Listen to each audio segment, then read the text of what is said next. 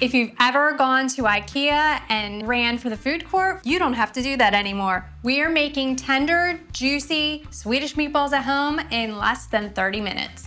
Hey everybody, I'm Kelly with the Suburban Soapbox, and today we are making my favorite dinner, Swedish meatballs.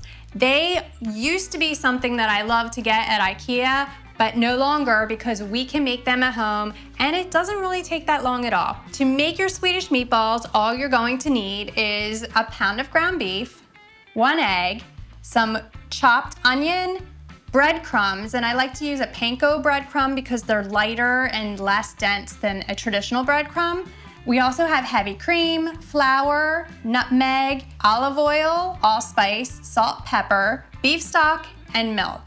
So to start, we're going to mix up the meatball here in this bowl. The difference between a regular meatball and a Swedish meatball is really about the gravy. The gravy has a lot of spice. The allspice and the nutmeg make it warm and luscious and just amazing with these meatballs. And rings off. You can do this with a spoon, a wooden spoon, or clean hands. I like to use my hands. I feel like it blends together a little bit better.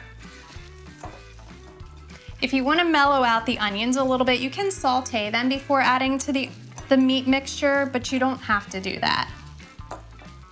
And make sure that you actually don't compress it too much or you're gonna have really dense meatballs. So you just kind of want to lightly mix everything together.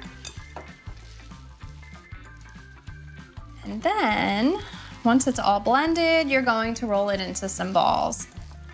And I like to make them on the smaller side. So maybe about a teaspoon of meat for each ball. And then we can put them right back on this plate. If you want to make larger meatballs, you can, but just know that the cook time is going to take a little bit longer. So you want to make sure that they're cooked through before you serve them with the gravy.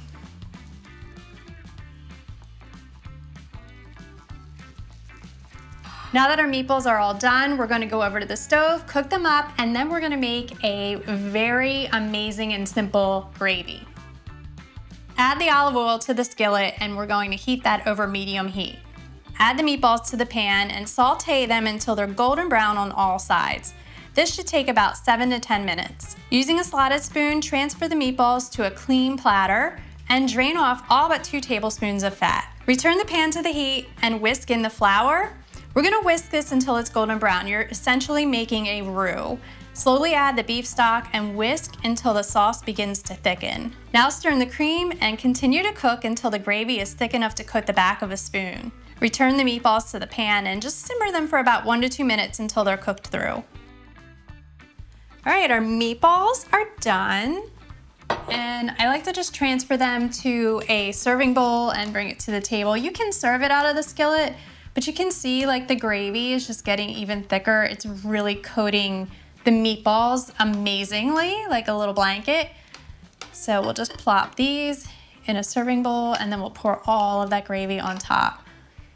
And you can serve these over mashed potatoes or you can serve them over buttered egg noodles, over rice, in a roll, make like a banh mi sandwich. These are like incredibly versatile, but the gravy is like so good, you'll want to eat it with a spoon. So make sure you get every little bit. This is why like rice and noodles and mashed potatoes just soak it up so well.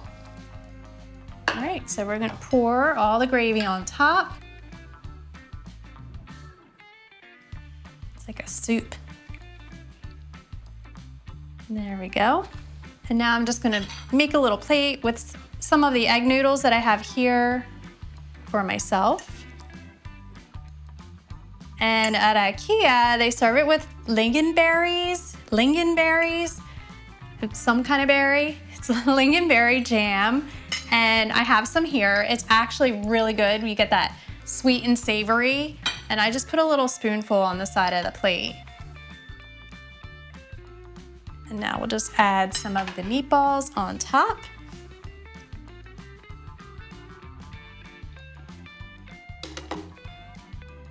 I can't wait to eat this. This is my lunch for today. 5 meatballs should be good. Just spoon a little of that gravy over. One more for good measure. And that's it. And I like to sprinkle a little bit of parsley for some color, not really flavor. And that's it. There's our Swedish meatballs. And I'm gonna take a little bite.